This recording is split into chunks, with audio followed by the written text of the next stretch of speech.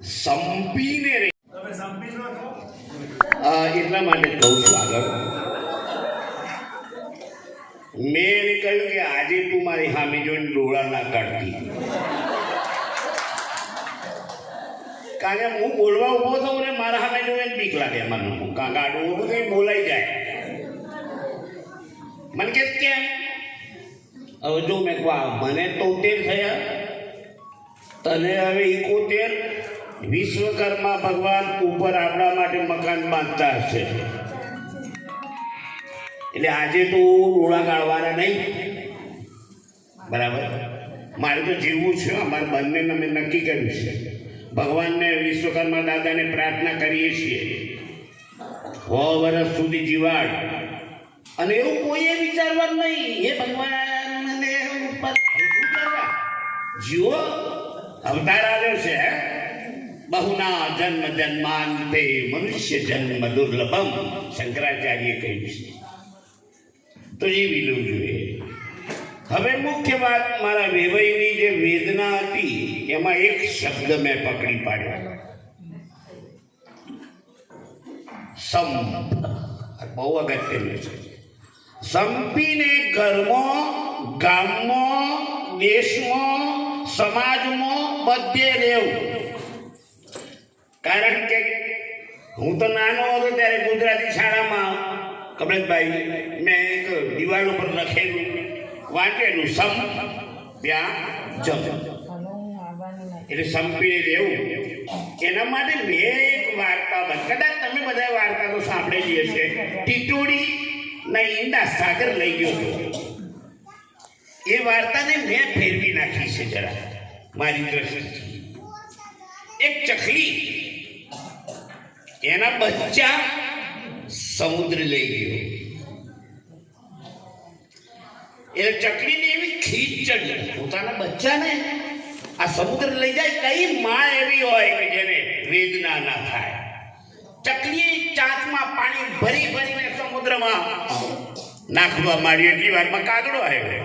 અરે આ તો તું તારી પેઢીના પેઢી નીકળી જશે ને તો એ તું સમુદ્રને ખાલી નહીં કરી શકે. પછી કબૂતર આવ્યા, બધા પક્ષીઓ આવ્યા, બહુ વિનંતી કરી કે આમ કરશો ને તો જન્મારામાં સમુદ્ર ખાલી નહીં થાય. રેવા દો હવે. એટલી વારમાં ગરુડ આવ્યું. ગરુડે કહ્યું શું કરો છો બધા? કે આજે અમે સમુદ્ર ખાલી કરી નાખવાના, કારણ કે આ ચકલીના બચ્ચાને લઈ ગયો છે, આજે એને છોડવાના નથી અમે. ગરુડ કહે છે રહેવા દો હવે, આ તમારી આખી દુનિયાની ચાર ભેગી થશે ને તો એ સમુદ્ર ખાલી નહીં થાય. બધા પક્ષી એવું કહ્યું કે અમારે સલાહ નથી જોઈતી, સાથ આપો. સલાહ તો અત્યારે તમે જુઓ ને વગર માગે, કારણ કે આમાં કોઈ ખર્ચો થતો નથી, તૈયાર હોય છે બધા. એમ કોકની એમ જ કહેજો કે ગુમડુથી છે, તમને 20 જાતની દવા બતાવશે. પક્ષીઓ સમુદ્રને ખાલી કરે છે, ચકલીના બચ્ચા લઈ ગયો છે સમુદ્ર. વિષ્ણુ ભગવાને કહ્યું કહી દો એમને કે તમારી પેટીઓ ખલાસ થઈ જશે ને તો એ સમુદ્ર ખાલી નહીં થાય. ગરુડે ભગવાનને કહ્યું સલાહ નહીં, સાથ આપો. ગરુડ ઉપર બેસીને વિષ્ણુ ભગવાન આવ્યા, અને વિષ્ણુ ભગવાનને આવતા સમુદ્રે જ્યારે જોયો ત્યારે ચકલીના બચ્ચા પાછા આપી દીધા. આ છે સંપમાં તાકાત. સલાહ નહીં. સારું લાગે તો તાલી પાડજો. કારણ કે એક વખત મારા કાર્યક્રમમાં કલ્પેશભાઈ એક જ જણ તાલી ના પાડે. હા, મેં કહું ભાઈ કેમ? પછી ટેવ પડી જાય ને, ચિંતા ના કરતા પાડજો. બરાબર? આ એક વસ્તુ પતી ગઈ. થોડુંક વધારે બોલવું ચાલશે? તમને ગમે છે ને? અચ્છા.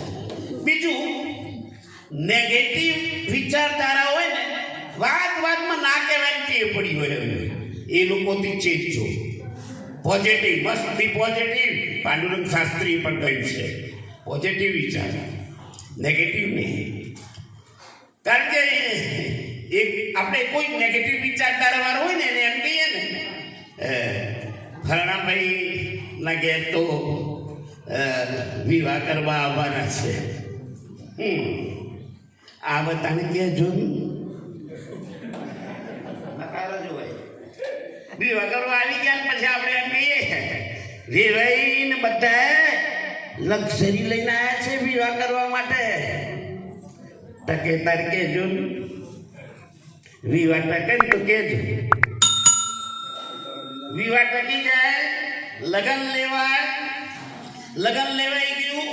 આપણે પેલા એને કહીએ કે તમે કહેતા હતા ને લગન લેવાયા તો કે 100 મહિના છૂટા છેડા ના લે તો કહેજો. આવું બોલે બોલે જ નહીં કોઈ.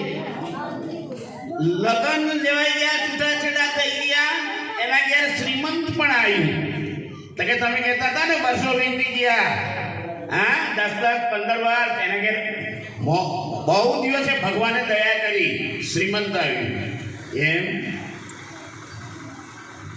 બાબુ થાય તો કહેજો નક્કર ચોરી જવાય છે કે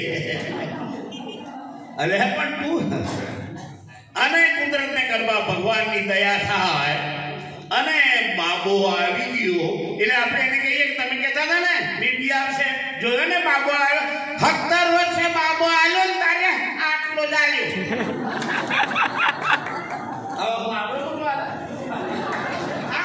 આ લોકોને ના પહોંચી કોઈ દિવસ પહોંચી ના વરાય. કદાચ કમલેશભાઈ મને બહાર મળ્યા હતા મને કહે તમને લાભ તમે આપશો વિચાર કરવા માટે. મેં કહું હું કદાપી વિચાર કર્યા વગર બોલતો નથી કારણ કે ઘેર ઘણી વખત મને ઠપકો મળે છે ખબરદાર વગર વિચારી બોલું છે તો પણ વગર વિચારી બોલવાની તક આપી એ બદલ તમારો આભાર. અને તમે બધાએ શાંતિથી સાંભળ્યો કારણ કે ઘેર તો મને કોઈ સાંભળ્યો બરોબર અહીંયા શાંતિથી સાંભળ્યો એ બદલ તમારો બધાનો આભાર આભાર આભાર. ભરીને આપે મુઠ્ઠી ભરીને અમને સમજાવ્યા ખૂબ સરસ આનંદ થયો.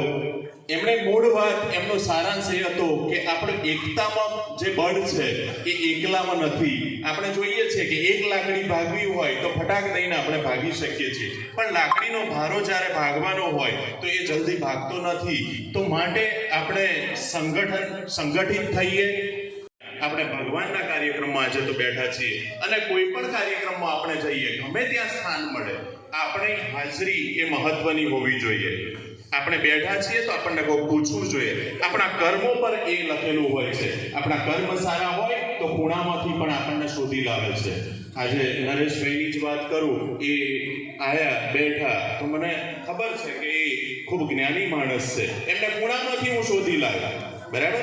તો આવા આપણામાં સારા ગુણો હોય સમાજ સેવાની ભાવના હોય તો લોકો આપણને ગમે ત્યાંથી ગોતી લે છે. સ્ટેજ પર બેસવું મહત્વનું નથી. બધાનું ધ્યાન હોય ના હોય સમાજના એક વિશેષ દાતા કહી શકાય કે જેમણે ભણવા માટે બાળકોને પુસ્તકો પહેલા પુસ્તકો અને ચોપડા આપતા હતા પણ દર વર્ષે પુસ્તકો બદલાતા જાય છે એટલે એમણે એવું નક્કી કર્યું કે ધોરણ 1 થી 12માં જે અભ્યાસ કરતા હોય એમને મારા તરફથી ચોપડા અને નોટબુકો આપવામાં આવશે અને બધાને મળે છે ને બધાને મળે છે. એની રકમ અત્યાર સુધીમાં એ કોઈને જાહેર નથી કરતા પણ હું એમને પૂછું છું ઘણીવાર કે મામા કેટલો ખર્ચો થાય છે તો એમણે મને કીધું કે 7 લાખ રૂપિયાનું દાન હું અત્યાર સુધીમાં આપી શકું છું. આવા દાતા જો આપણને મળતા હોય તો આપણે એમને ખૂબ જ જોરદાર તાળીઓથી આપણે એમને વધાવવા જોઈએ. અને વિશેષમાં હવે એમ કહીશ કે આપણું આ સમાજઘરનું થોડું કામ બાકી છે. જે કોઈ દાતાશ્રીને અંદરથી કોઈ ઈચ્છા થાય તો મંત્રી શ્રી સુરેશભાઈને લખાવે. હવે આપણે આગળ ભજન કીર્તનનો કાર્યક્રમ શરૂ કરીશું. આવજો રે ગુરુ મારા આવજો રે લોલ આવજો રે ગુરુ મારા આવજો રે લોલ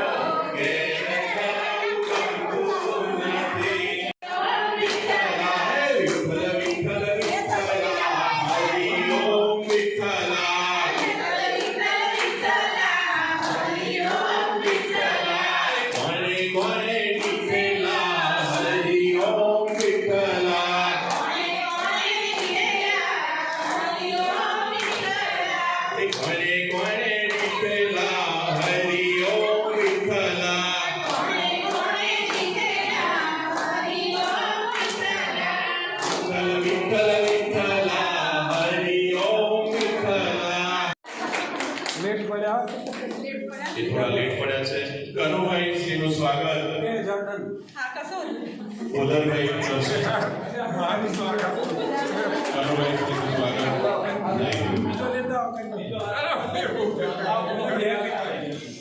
યજમાન છે આજના પણ સમયને તકલીફના કારણોસર થોડા લેટ પડ્યા છે. તાળીના ગડગડાટ એમને વધાવીશું.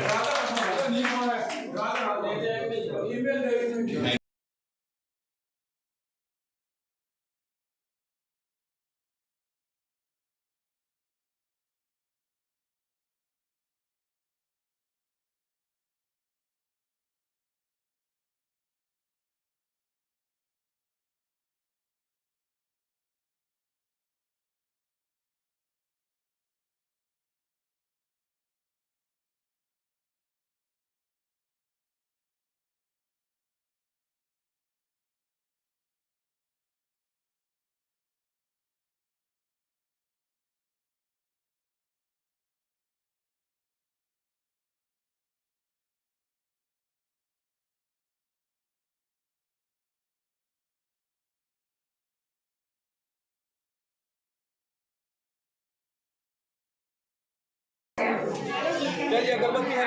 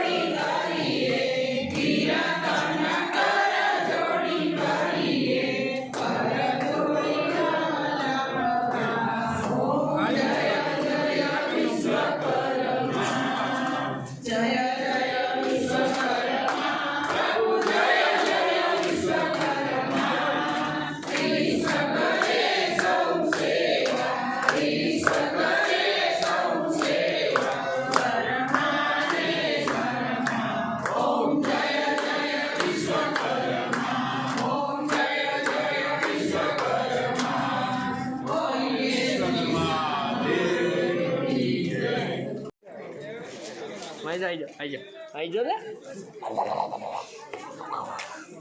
जो मैं तो आई मैं तू बचकू बोलो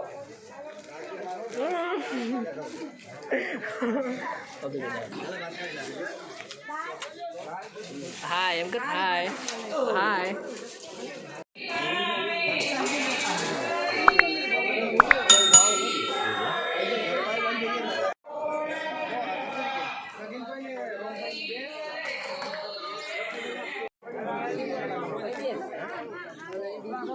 Yes.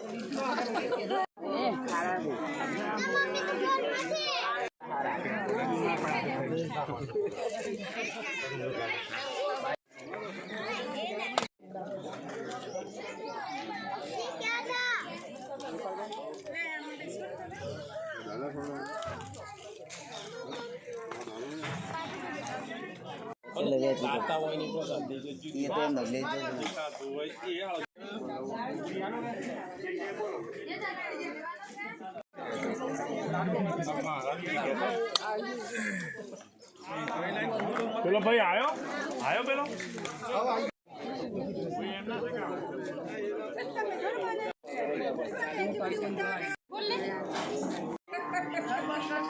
Thank you very much video જોવા માટે. અને જો વિડીયો ગમે તો લાઈક કરી દેજો, સબસ્ક્રાઈબ કરી દેજો અને આગળ શેર કરજો. જય વિશ્વકર્મા.